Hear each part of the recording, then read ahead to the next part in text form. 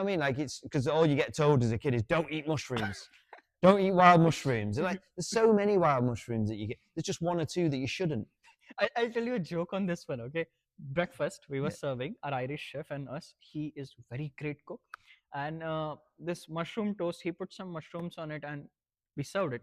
And then our waitress came in and she tells us that me and him that, oh, this guest complained saying that, oh, mushroom toast is good, but there are too many mushrooms. And me and him are She's just laughing. been button mushrooms.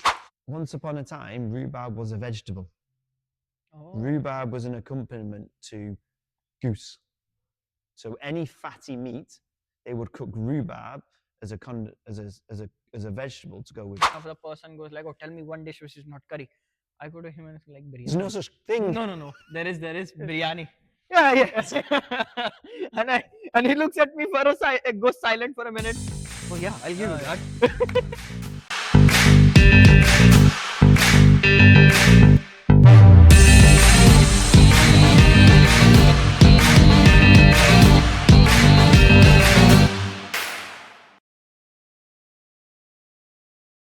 Right. Hello, everybody. Again, we are today again in Manchester at a restaurant which I didn't know was in one of the finest properties in Manchester. There's a Rolls outside if you want to check the Midland Hotel. I really love Rolls, so that's one of my favorite cars to want to own someday. And today, in today's menu, we have English Ryan Gosling, popularly known as Adam Reid, a chef-patron of Adam Reid at the French. We are in French today. This is a very, very nice dining room. You want to come over here, check it out, have a nice dining experience with him. And in the Midland Hotel in Manchester, as I said, Adam is born and bred in Manchester, started cooking at 16. I really admire this about like the Western countries when you can start working at 16. And went on to polish his craft in some of the UK's top Michelin star restaurants. And before coming to take over the city's historic place, which we are in right now, this is again, as I say, a very nice dining room. And from winning 4 AA Rosettes, that's how you say it? Yes. Okay, perfect. And 2 times the Great British Menu with the Golden Empire dessert. What it is, he'll be explaining in some time. To making the French into a relaxed dining space, still delivering serious food, his cooking has been very contributing to define what British cuisine would look like. With a northern accent, that's the case. So we are going to dive in the details and everything of it just as we start the conversation. So we are available on Apple Podcast, Google Podcast, Amazon Music, and Spotify, YouTube, Instagram, everywhere you want to stream. In today's menu is a podcast primarily in food and culture, hospitality, and business journeys and careers around it. These are the 4 segments. If you're watching me and or listening to me or streaming for the first time, it is about food and culture and hospitality and everywhere around those lines. One of the segments which you would also enjoy is like drunk stories, quarter ke kisse, what happened of quarter ke kisse. So quarter is like this. Yeah. In India, that's what you call it. Yeah. So the word quarter. Okay. So quarters, stories, Right. like okay. the literal translation. Yeah.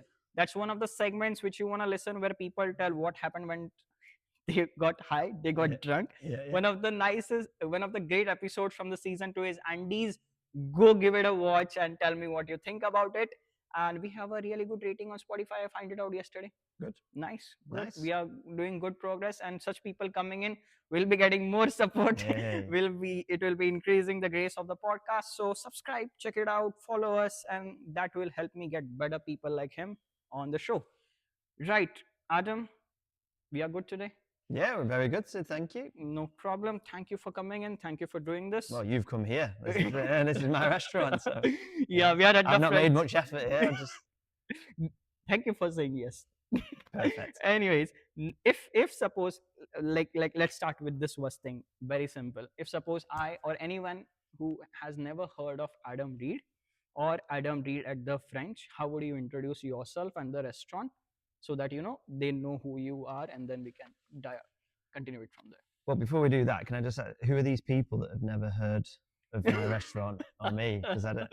No, I'll tell you a joke. No, it's all right. I'll tell you a joke. And I was surprised, all right. Yeah. When I tell people I work at this certain place, and they're like, "Where is it?" Yeah. And I'm like, I am not a local. Yeah, You yeah, are, and yeah, how yeah. come you don't know it? No, it's absolutely right. I think, and the thing is, as a business, as a person, you appeal to people who have those interests. So, you're quite right. There's a demographic that know what the French is. So, if I had to describe it outside of that, I would say we are for want of a better term, a high dining.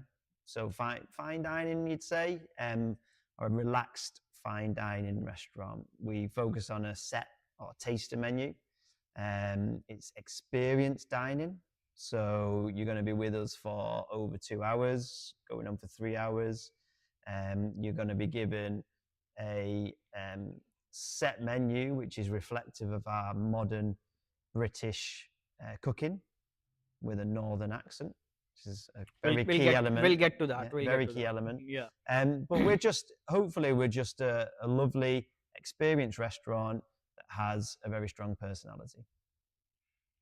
Just for your context, the French only has Adam Reid at the French only has 32 places, like 32 covers. Yeah.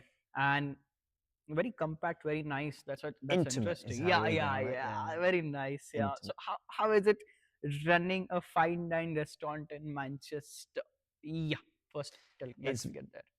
Running a fine dining restaurant in Manchester, it's difficult because it's not the biggest market. However, it's enjoyable because the way you can put across your food can be much more relaxed, a lot more down to earth, and you don't have to try to put things on a pedestal. And mainly because northern people are very kind of down to earth themselves. They don't want the people are nicer up north. Correct. I can second that. Absolutely. So what people are looking for is an element of being genuine, being honest about what you're doing, but with a quality behind it. You know, people like to be just straightforward. This is quality. This is why it's quality. This is what we're doing. Bang, there you go. So it allows us just to be a lot more kind of ourselves with what we do. So you have worked under. We'll get it from there, all right. So you have worked under a lot of great names, all right. Mm. Literally, I consider that I do not know it to a great detail, but consider that I don't know anything, and please educate me. Like, what great names would you like to describe, and what did you learn from them, and everything? Well, I call it the three Simons because everyone I've ever worked for is a Simon. Is a Simon. There must have been something. So you find this in generations. You get names that are very popular. Okay. And usually, if you look at who was famous in that in their parents' generation, so I think there must have been like a Simon and Garfunkel or something was famous then because there's so many Simons. Okay, I got it. I got it. All the kids, so these guys are obviously named after someone. Simon, a lot of Simons. Yeah. So, but I started my career young. I left school and I went straight to do an apprenticeship. But my apprenticeship was one day at college and the rest of the week working. Yeah. What we call a modern apprenticeship. So I didn't know anything about the industry. I just kind of fancied being a chef. I'd seen it on TV. Do you like what you're doing right now? Yes, but that's the whole journey. Yeah, well, this is the thing. So I just went into it because I thought I would like being a chef. So I didn't know about Michelin stars, didn't know about accolade. I just knew restaurants, you know. So I got a job through a friend at the Bridgewater Hall, which is just behind us here, behind the hotel, shall I say. We are in the Manchester city centre core area, just behind us, yes. Yeah. So I was there for about 3 and a bit years. And I was quite shy. I was, what do you call it? He is not shy anymore. No. Well, I was and which way round do you call it? And I was an introverted extrovert. So selectively extrovert. Yeah. So I'm very good when I'm comfortable. I'm very extroverted, but if it's something new or it's not a familiar surrounding, I'm quite in myself. So it took me quite a while to build up.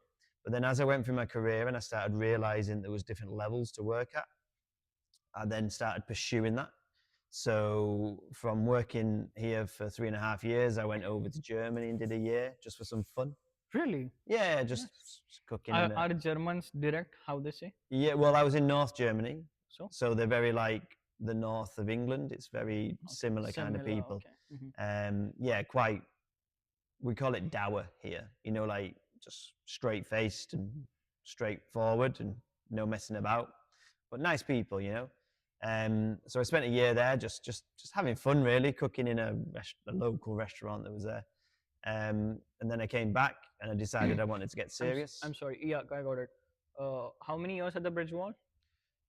3.5, 4 years, Okay, something like and this. then 1 year in Germany. Yeah. So I Carry was like 19, kind of 19-ish when I went to Germany, did a year, on. Mm-hmm. and I came back. And I did another year in Manchester at an okay restaurant, a little bit more fine dining.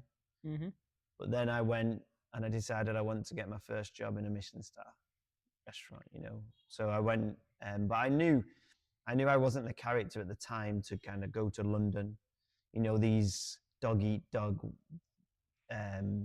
kitchens where it's all macho and you're working 19 hours a day. And I knew at the time it wasn't right for me. I wanted to learn how to cook. Mm-hmm. I wasn't there to learn how to work. I knew how to work. I don't need anyone to push me. I work very hard myself. I needed to learn how to cook in my own time and understand things. So I went to work at a little country house hotel in Warwickshire. After working 1 year in Manchester. Yeah, a little year in Manchester, 14 months maybe, at a place called Le Mont, which was two AA rosettes. Mm-hmm. Busy, but fine dining, but very classical. The chef was the same chef who'd been at the Bridgewater Hall. He opened this restaurant, so I went there after Germany. And ironically, he's the same. Before he was the chef at Bridgewater, he had been, for a long part of his career, the chef here at the Midland Hotel. So it's like all full circle. Yeah. So, but his food was very kind of classic hotel food. Côte de boeuf, Dover sole grilled with sauce Veronique, very kind of French haute cuisine kind of cooking. So I learned how to cook well, but not necessarily stylish food. Have you watched The Bear? Sorry. Yeah. Okay, so you were Carmi? Yeah, basically a little bit like that, but not. He went and worked at 3 Michelin star restaurants. I didn't do that. I went and worked at kind of 1 Michelin star restaurant. So I worked my way up. Mm-hmm. But yeah, basically, I kind of knew where I was going, and I made very strategic decisions of where to work. But if you bear in mind, like I worked at the Bridgewater for maybe 4 years, and then yes, I did a little bit Germany, a little bit there, and then I went to Mallory Court, which is the one in Warwickshire. I worked for a guy called Simon Haig, but I worked there for nearly 4 years as well. So what I like to do is when I find somewhere that's good, I then like to, like a sponge, I like to squeeze everything I can out of it. So I went in there as a low position, and I worked my way all the way up as far as I could, and I got everything out of it I possibly could before I then moved on. So then I went to work for another Simon called. What did you learn from your first Simon? What's the one takeaway, or like so from few there, things which you are like really glad you learned? Yeah, so this creativity, because at Mallory, it was broken down into sections, and because it was a country house hotel, you did like breakfast, lunch, dinner, 7 days a week. So you worked like split shifts. You would do 1 breakfast shift a week. So you'd do like 5 days. You'd start at 9 o'clock every day, finish about 3:30, start again at 5:30, and then you work until maybe 10:30, 11. 1 day of the week you would do breakfast on top of that. So you start at 5:30 and do the same shift. And then so you learn how to work hard, but it wasn't a fast-paced environment. It was very detailed. It was proper. Yeah. So during the Could week. you please repeat what is property you're talking about? Is it what? Sorry. Which property are you saying this? one? Mallory Court. Okay, Mallory Court. Okay. Yeah, a little, like I say, the Country House Hotel, the one in Warwickshire. So what I did learn there, it was a nice transition from because I'd worked at fast pace and busy, and then I went here to kind of learn some refinement. So I learned a bit of refinement, or quite a lot of refinement, and then I learned the creativity, because when you did a section in Mallory, you were expected to input into the menu. So we had You had to put yeah, input. yeah. So Nice. we had two menus. One was the a la carte, that was chef's menu, that was his design, and then you had the de jour. The de jour menu is a menu you do which kind of like changes daily. And if you have someone who's staying in house, so a resident, included in their room package would be dinner on the de jour menu. If they wanted to eat the a la carte, they would upgrade. So the de jour menu had to change all the time. It was not, if you had a Michelin inspector come in, it would maybe not be what the Michelin inspector would have. They would have the a la carte because they're judging you as a restaurant. But So you know who are the Michelin people? not really, not unless you know them, no, unless you Okay. recognize them because they've been before. But no, so like I say, the de jour menu, if you were the chef de partie on the larder section, the cold section, I'm so sorry. Could you also please explain what is chef de partie exactly? yeah, chef de partie is kind of like a general cook, like Who has one dedicated section? yeah, who can run a section. So they can be trusted to do the cold dishes and operate that section. So do the mise en place, produce the dishes, all for that section. And they might have a junior chef, like a commis or a demi chef de partie, who might be, their support. But really, you're kind of like a chef that is responsible enough to be in charge of something, but you're not a senior chef in the kitchen. So yeah, so as a chef de partie on a section, you would be expected to write some dishes for the de jour menu. So chef would come along, Simon, and each day say, right, what's your fish dish? What's your meat dish? And you'd have to tell him Ballantine of salmon with pickled cucumbers, or use a terrine of guinea fowl with this, that, and the other. And you could, there was basics that you could fall back on, basic dishes that were kind of a standard within the kitchen. But then you could also have fun and create something new yourself. So if you had some inspiration and you Oh, thought, so you were given the freedom to do that. That's nice. yeah, Okay. and you put it on, and if it was rubbish, Simon would come and tell you take that off. It's no good. Okay. Good thing. Yeah. But if it was very good, No. then So you'd then see it on the a la carte. Uh-huh. Yeah. So Yeah. for Simon, it was clever because he got some inspiration, but also it was a nice way of giving people the ability to be creative. Yes. A small set of freedom to play on your playground. Correct. Yeah, nice. It was a box. You got told what the box was. Yeah. So inside that box, you had to be creative. Do whatever you want. Yeah. Yeah. But don't go past the box. Yeah. So yeah, it was good. I learned a lot about that. And In the first Warwickshire. in Warwickshire. Yeah. Yeah. So it was a town called Leamington Spa. This is the first one you're talking, right? One yeah, Michelin star. yeah, one first star restaurant. Mhm. But considering I worked there for like 4 years, I got very close to the chef, like learned a lot from it. And then basically from there, I then kind of was ready for my next step. And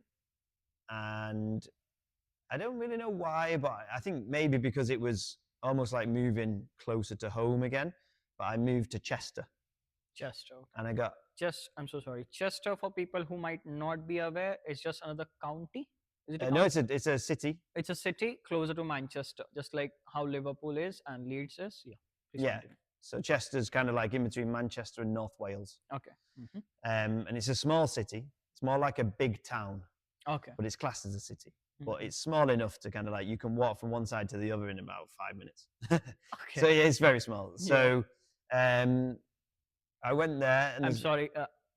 It's his words, not mine. Yeah. Just the people. If you say something. It is small. It's not. We're not in America. Do you know what I mean? It's a city in America. Yeah, Or, in India is probably humongous, millions of people. Like a city in England can be 20,000 people.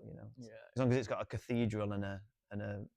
I think there's to be a city, you have to have certain things. You have to have like a university, a cathedral and something, and some cities And just co-apply where na? yeah, well, yeah, not quite. So yeah, and a big football stadium. Yeah. So yeah, well, so there's a very, very nice hotel there Uh-huh. called the Chester Grosvenor Chester. Grosvenor Grosvenor. Hotel, Mhm. and it was one of the premier hotels in the country then. So outside of London, it was definitely one of the very finest hotels. And in there, they had a Michelin star restaurant. So I went to work at the hotel, and the executive chef there was called Simon Radley. Simon Radley. Okay. Yeah, and so he oversaw everything, all the food, but the main restaurant, the Michelin star restaurant, was called Simon Radley at the Chester Grosvenor. So I worked for him there for just. So that's where the inspiration comes from. Well, kind of, yeah. I mean, yeah, it all fits in. I suppose you could say what I do now is very similar to the people I've worked for through the past. No, that's how you learn. Like, I don't know if you know this book called as Stay Like an Artist. Yeah. Every art is not original. It has been taken from some sort of inspiration, which you don't know. Nothing's new. Yeah. There's yeah, nothing. yeah. How long have humans been alive? Like, nothing is new. New, yeah. And that's why when stuff does feel new, people get so excited. Mhm. Everything is a mixture regurgitation and a creative of blend yeah, of everything. yeah, and you take your bit from here and bit, and you mix it together, and it looks different, and and then you carry that on. But you've got to build your block, your foundation layer, from somewhere. Yeah. So I did maybe 3 years there. So again, quite a long time. Okay. And we achieved some more accolades there. We did well. Mhm. And then I moved on. I had a short period of time working back for the company that owned Mallory Court. I went back there just for a short period, and it didn't really work out. So there, but at the place I was working at, we won 3 rosettes. That's good. 3, yeah. So it was still achievement, But then I got the opportunity to join Simon Rogan, another Simon. Okay. But So probably first was Simon Haig. Second was Simon Radley. Yeah. And third was Simon Rogan. Okay. Yeah. And if you think about what each one of those achieved in their careers, so Simon Haig, 1 Michelin star, 3 AA rosettes, very, very good standard, but kind of like Country House Hotel. I'm so sorry. For those people who might not be aware of what Yeah. rosette is, can Yeah. you please also explain that? So AA rosettes Mhm. are given out by the AA. The AA Mhm. are, well, in the UK, they are a company that come and fix your car if you break down. Okay. None of it makes sense, I know.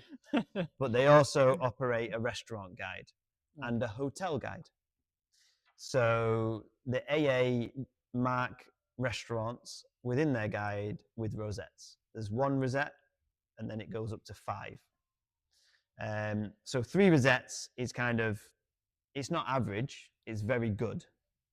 1 rosette is good, but kind of 3 is considered quite high. Mhm. 4 is considered very high, and 5 is considered the pinnacle. Yeah. Okay. And then Michelin stars, again, Michelin makes tires. So again, doesn't really make sense. Not able to operate in India yet. Yeah. We haven't really got time to go into the history of why they then do a restaurant guide. Yeah. But anyway, Yeah. they judge you on. We'll get there when you are cooking for them. Yeah, exactly. So they judge you on Michelin stars. So if you're in the guide, it's considered a success. 1 Michelin star is really a restaurant worth looking at. 2 Michelin stars is a restaurant worth kind of going out your way to go to. And then 3 Michelin stars is literally world class, a restaurant that you would make a trip across the world to visit. So these things put together, if you achieve 1 Michelin star and 3 AA rosettes, you're at a very high standard. So for Simon Hager, we were at a high standard, but kind of it was a bit more about servicing the hotel we were in rather than being creative. We go to Simon Radley, and from him I learned, because it was a bigger hotel, it was maybe a higher standard hotel, there was different aspects to the food offering. So we had a restaurant in there that was very focused on being high level. So there we were 1 Michelin star and 4 AA rosettes. So kind of like a step up in creativity and refinement, in all these things. And whilst I was there, actually, we achieved. You could say it was an accolade, but it's more like a merit. So within the Michelin Guide, they used to do this rising 2-star. Mm-hmm. So basically, at the time, it meant that if you got this, you were like at the top of your game. What is the year we are talking about? 2000. Are we in 2000s? Oh yeah, Yeah. God, it's not that old. I can't remember 2009, Okay, cool. something like that. Yeah. So it was very good. It showed that we were at the top of our game. So it was kind of like you have this 1-star 3 rosette, and then I moved to kind of like 4 rosettes and kind of maybe top of the 1-star, maybe 2-star kind of category, and then I moved on to Simon Rogan, to work for Simon Rogan. So a little bit of time at L'Enclume, which at the time was a 2 Michelin star and 5 rosette restaurant. So 5 rosette restaurant. Okay. yeah, so really again that next level. Yeah, absolutely. And now we should say L'Enclume is now 3 Michelin star.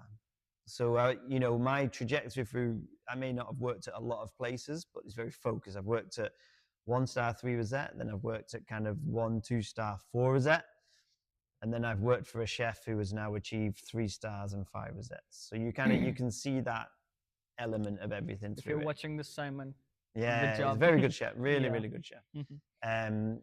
But again, the style was very creative, super like focused on what he did, his personality, what the restaurant was.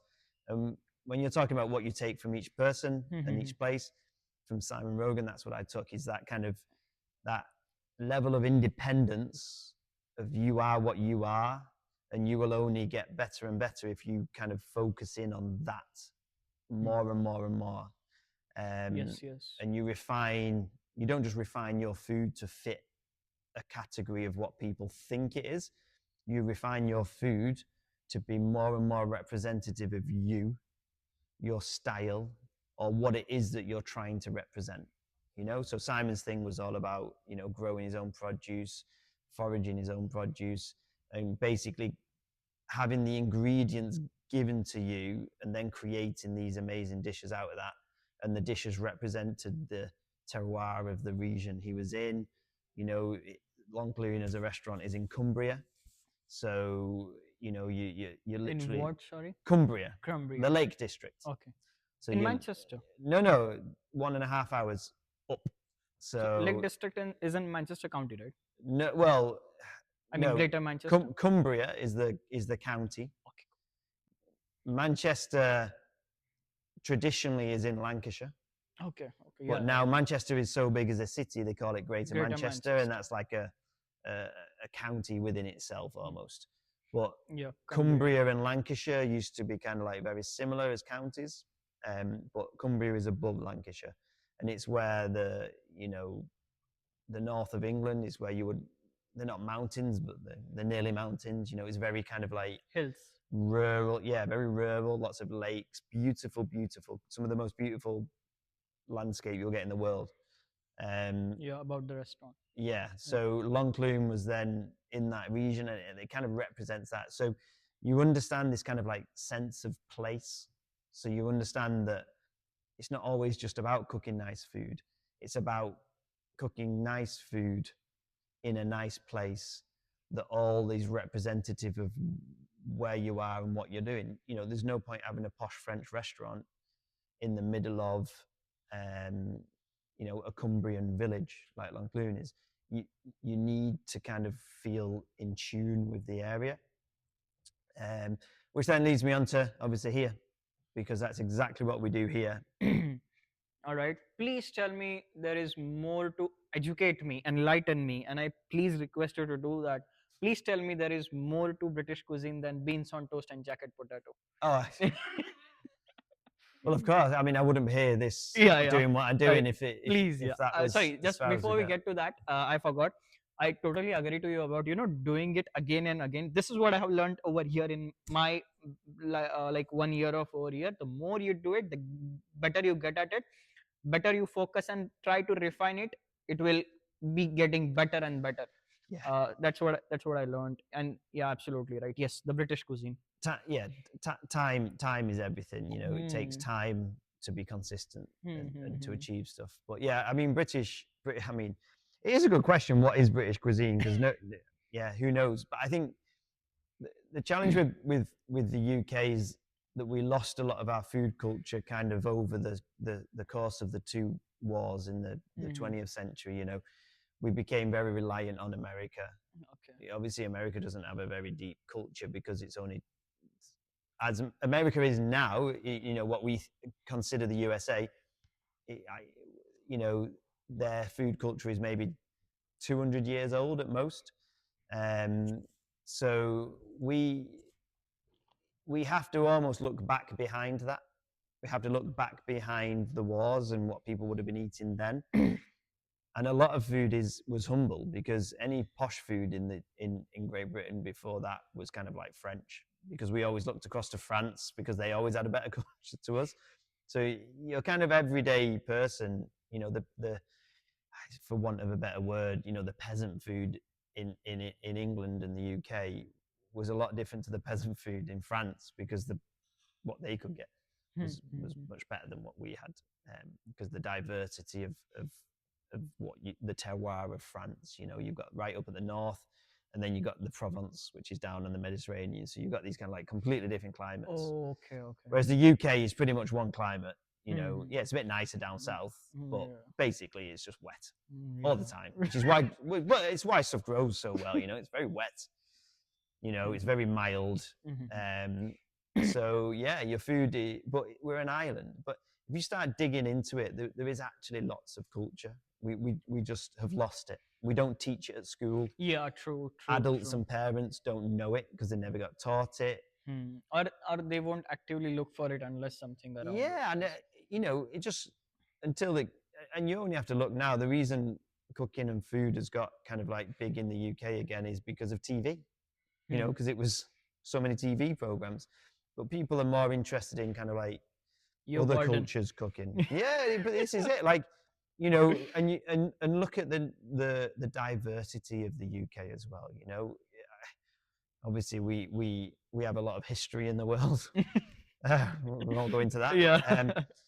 But what that's also done is, over the last 150 years, is that's brought a lot into the UK. So our food culture is as much Indian cuisine as it is British cuisine. Like there is no difference. Like we you know, I'll eat, well, we call it curry, but you know, like I'll eat Indian food style cooking as if it's normal. Like whereas actually what would be normal for us in the UK would be like just roasting a piece of meat and eating it with swede.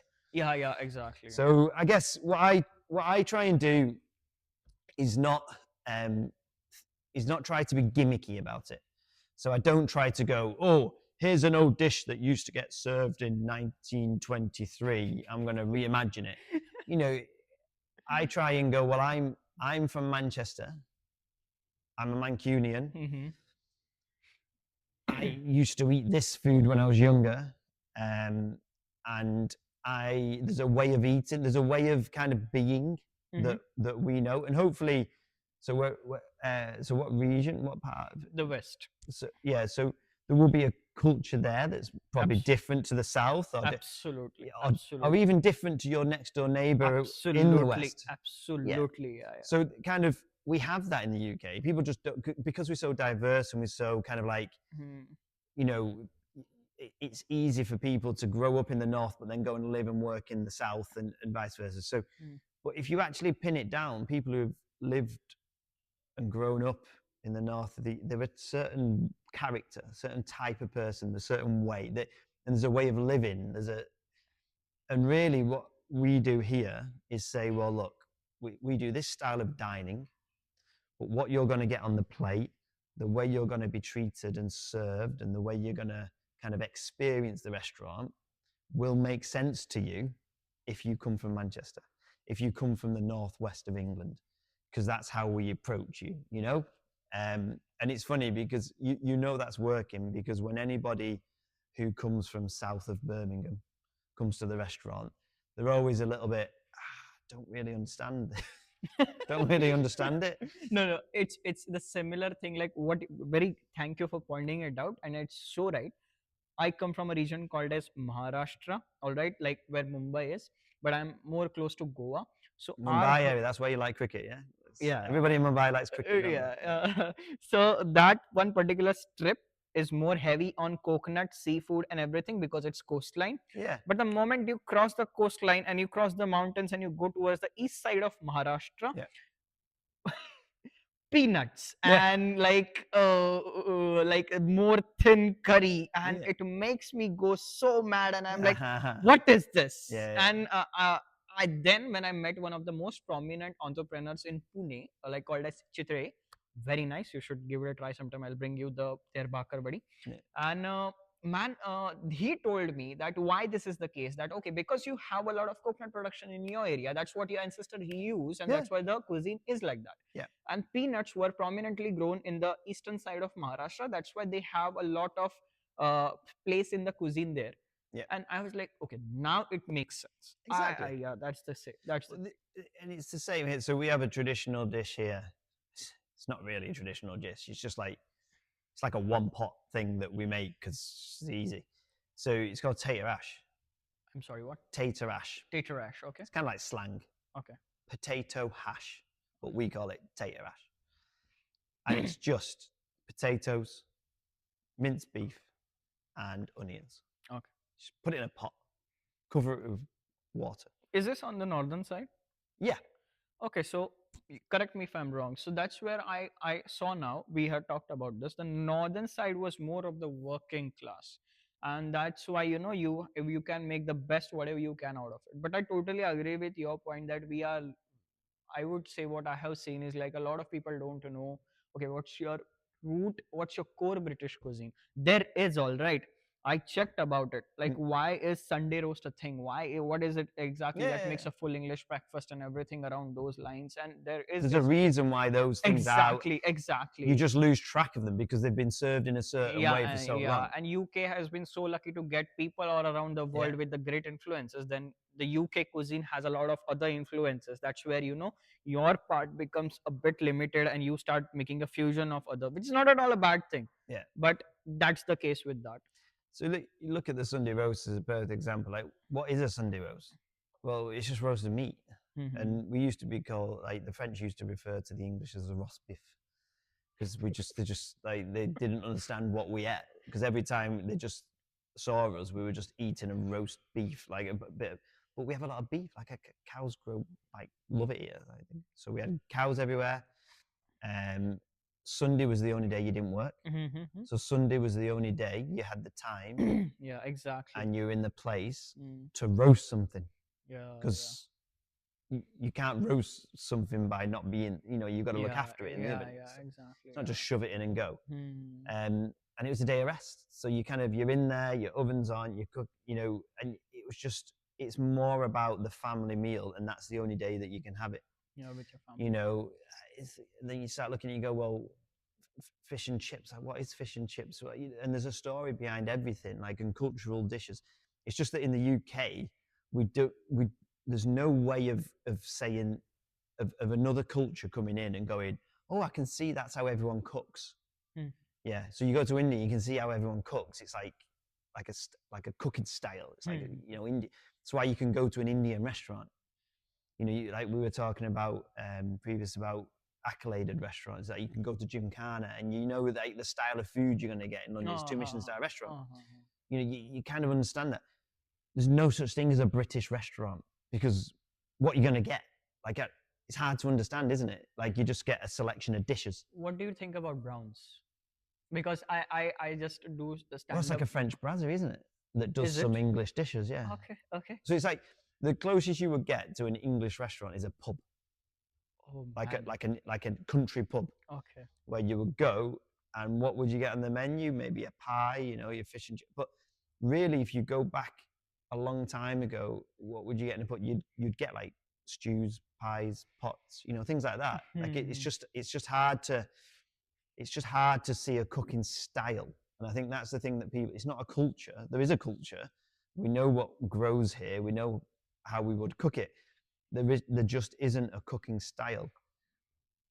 And I think that's where everybody gets confused, because actually, to contradict that, if you actually look back and think about, there is a cooking style. It's just one pots, we call them. So you would just put everything in a pot and cook it, and you cooked it however you could cook it. So tater ash is exactly that. It's a tater ash is our version of curry. Okay. Like, you put it all in the pot. We're just not as lucky as you, because you have loads of spices. Like, we don't. Do not say that you I'm so sorry. It's not you or anything around those lines, but I feel bad that India was a colony to British and still they couldn't take spices. Exactly, Yeah. because we're idiots. Because our culture was you just shove it all in a pot. Yeah. So we created curry, because we saw this as we went over to India, and we saw that style of cooking, and we translated that to the way we cook. Yeah. The way we cooked was to get this pot, and you put it all in, and you cook it. That's it. Okay. Yeah, there is over a fire. There's no intricacy. Yeah. So when you so you talk about a spice blend, and for each dish you're making, you've probably got a different blend of spices and a different way. What we do is we make curry powder. And we go, well, what's curry powder? It's like, well, it's all those things that you use together in one. Because then we can put it in the pot and cook it. Okay. Yeah. Because that's how we understood cooking. You got your ingredients, you put them in the pot, and you stewed it. And that was it. You just cooked it for a long time. And it's funny, because I don't mind that. Like, that's what we do.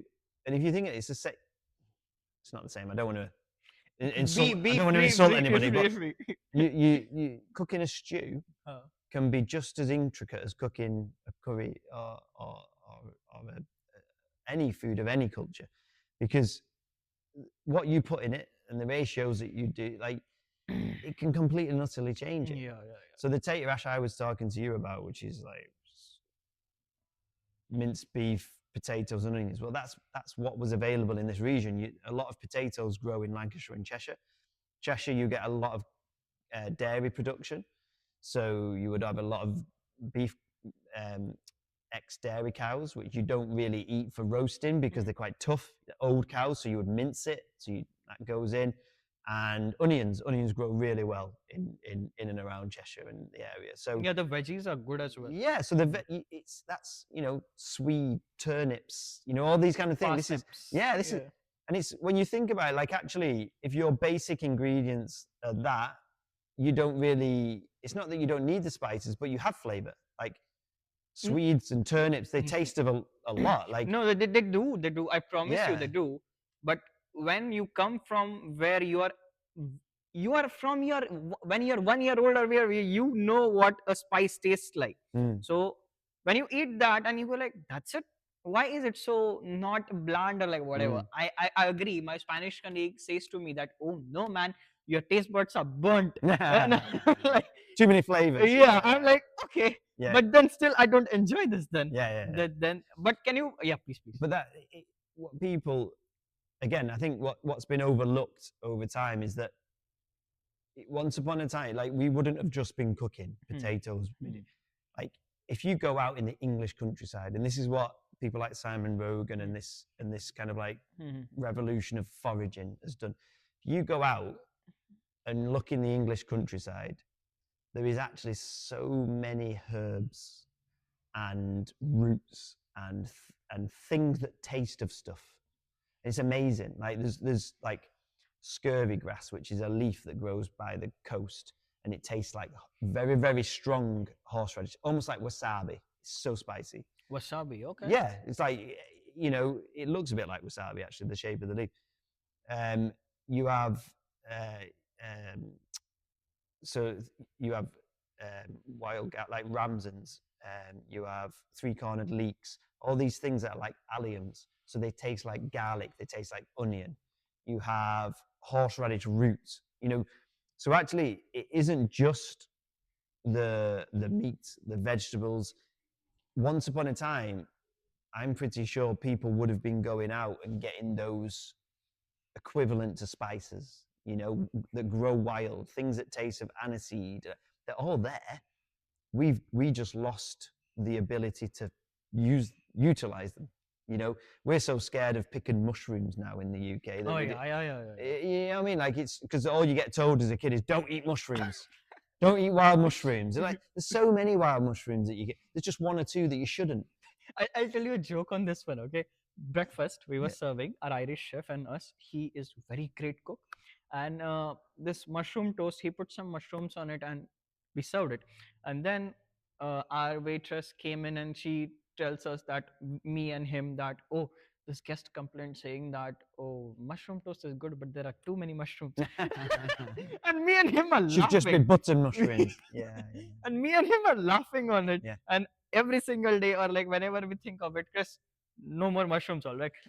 So this is. I mean, you can say it in whichever way you want. Like, there is a food culture, or there was a food culture in the UK, in England, in Scotland, and Ireland. What we've lost is the education. Nobody knows how to cook anymore. Can you tell me 10 British dishes? I can help you. Shepherd's pie, and then there is a toad in the hole. Yeah. And then Yeah, but this is. I wouldn't. So I wouldn't even go. So if you said to me, give me 10 British dishes, I would go, well, it's a roast dinner. It's a stew. Okay. It's a casserole. Oh yeah, It's braised meat. It isn't dishes. Okay. It's styles. People create dishes with ways of cooking. Okay.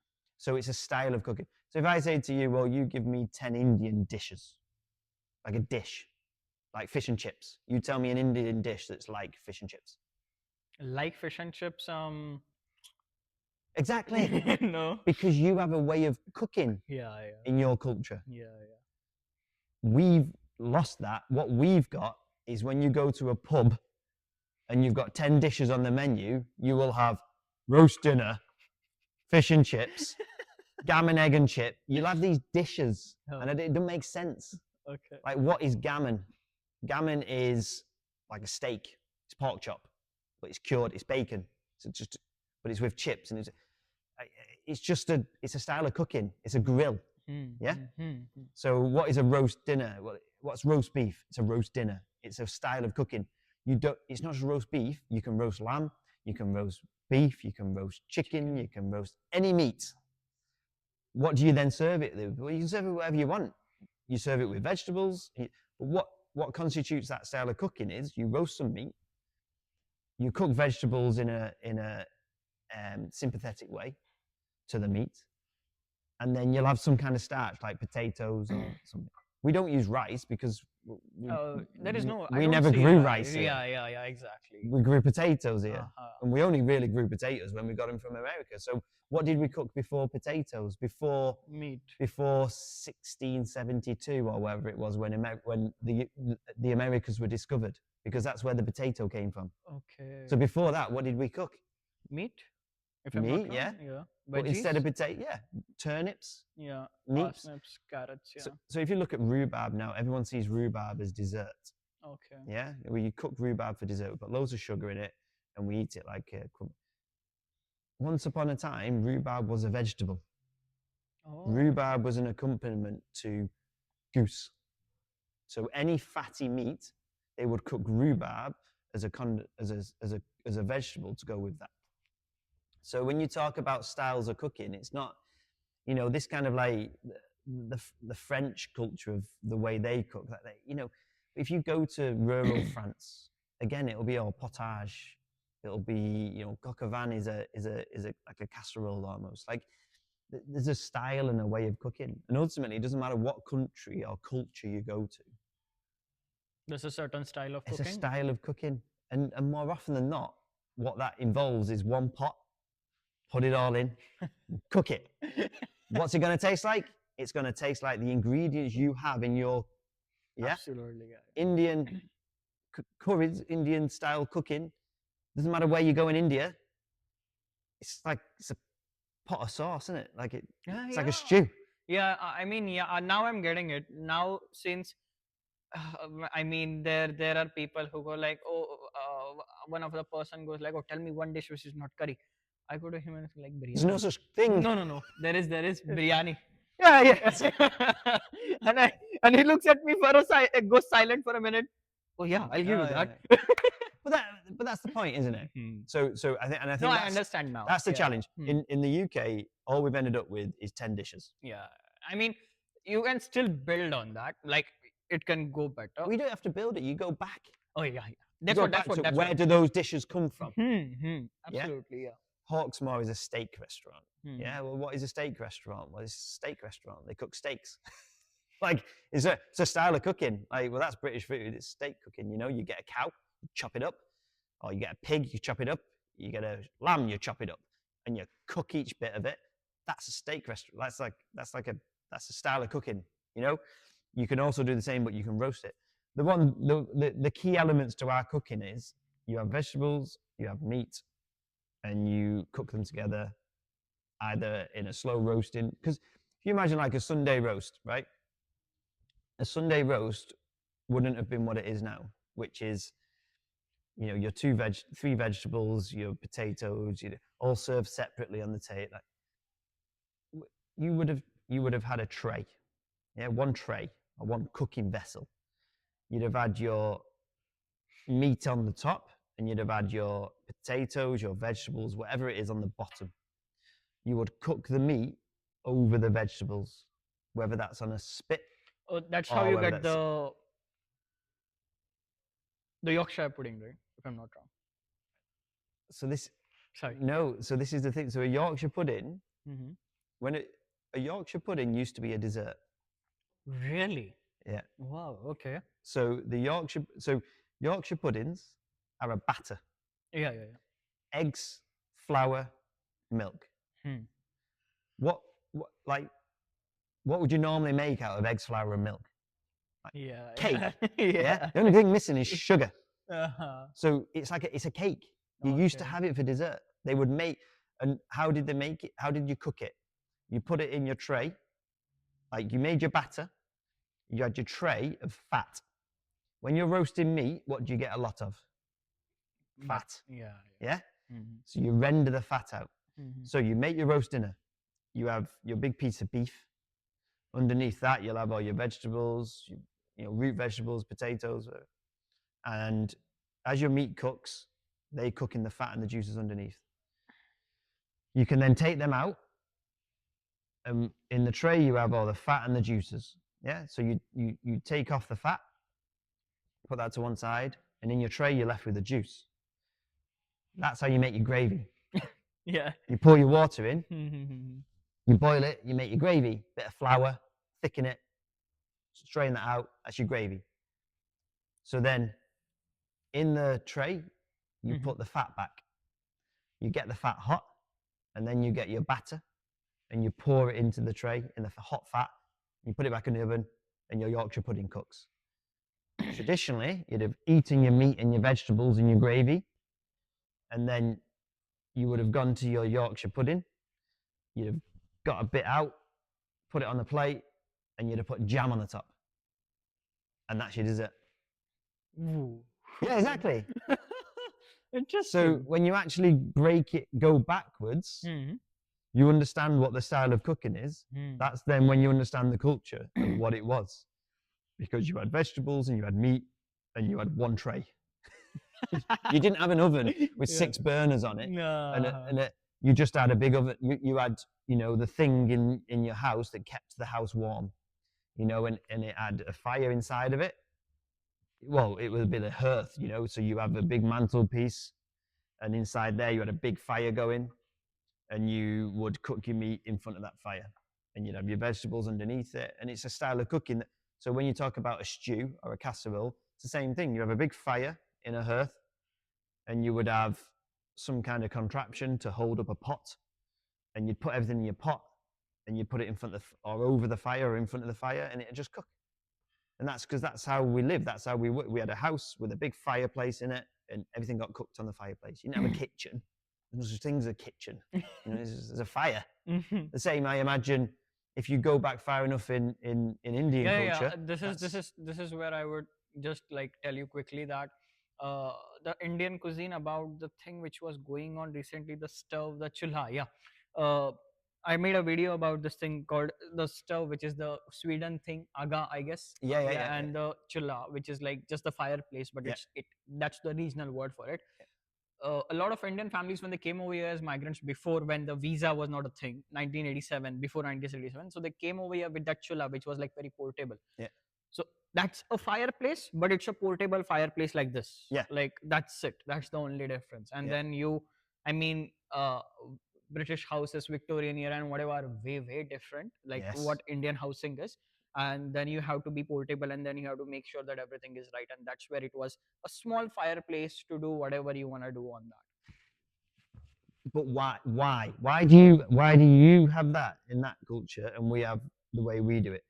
If you look at the country, Mhm. right? So here, well, you know, it's like just said how cold it is when you come in here, and it's coming into spring now. So most of the year, you have a very short summer where the weather is okay, and even at night it's cold. But so what do you need if you live in the UK? You need to be able to have heat all the time. So you have a big fireplace, you have a fire going virtually all the time, and that keeps your whole house warm. And you use that. You're not going to then go somewhere else to cook, are you? You're going to go there and cook because that's a big fire. So I can't imagine, well, obviously in certain areas, but for the majority of India, I can't imagine it's cold very much. No. Yeah. 27 degrees is Correct. normal. So when do you need to light a fire? When we need to cook. Correct. Yeah. So your style of cooking is light the fire and we'll cook on it. So your culture didn't learn to cook in front of a massive fire that was there really to keep your house warm. Yeah. And the more you break it down like that, the more you realize Understand why the way the things are. I love going to the Alps. I love going skiing in the French Alps. Mm-hmm. And if you look at what the traditional dish in the French Alps is, it's tartiflette. What? Tartiflette. Tartiflette. Yeah. Okay. So it's like a ceramic dish, and in the bottom you put chopped onions, you put chopped potatoes, and you put chopped bacon, and then on the top you put white wine, and then on the top of it you put reblochon cheese. It's like a washed rind, soft, like medium soft cheese, and then you bake it. Now, it's the same thing. Without boring you break it down and you look at each element and say, well, why is that in it? And you go, well, that's because that's what they had. It's not rocket science. Yeah. You know, and then you go, well, why did they use reblochon cheese? It's like, well, that's because that's the cheese they make there. Okay. And they make it in the summer. And they wash the rind because basically when they make it in the summer, it's got to see them through the winter.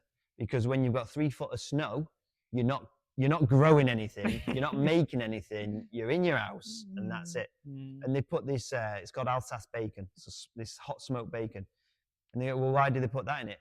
Well, because in the house, the middle of an alpine house would be they're made of wood, but would be a massive stone chimney with a big hearth in the bottom, open from multiple sides, because you have a big fire and it just heats the whole house, and a big chimney that goes up.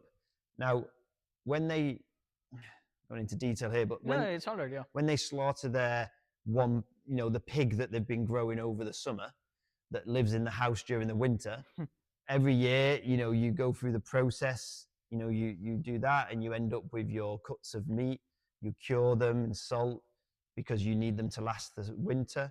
And then what do you do with it? Well, the only place to kind of like stop it going off is in the chimney, because the hot smoke keeps all the flies away, keeps the rot away. So it's like smoked meat, anything smoked is preserved. Yeah. So they used to hang like the belly bacon, the pork belly, on a hook up the chimney. So the fire's going completely. It's not necessarily where the heat is, but it's where the smoke is. So it's permanent. And every time they want to make the dinner, they go and get it, they pull it down, they chop a bit off, cut it up, put the rest of the belly back up there. And it sees them through the whole winter, all these, you see what I mean? So like, if you look at the way people used to live out of necessity, but then the things, the processes they created because, well, actually that's what they had to hand. This is the way they lived. So if they do this, that works, and then they can, oh, and what's this dish? This dish, yeah, that is synonymous with the Alps now, with France, tartiflette. That dish is just all the things they had in a pot. we are back to the pot. Yeah. So it's that. And again, there's a lot of talking there and a lot of boring, but basically that's the way my mind. And once you break that down, you realize that. Then when you come into an environment like this and you're trying to create something, like, you don't need to represent that every time. But if you understand that and you think about that, you can then come up with a reason why all the things you do are representative of the vision, and you just cook in a way that kind of like makes sense.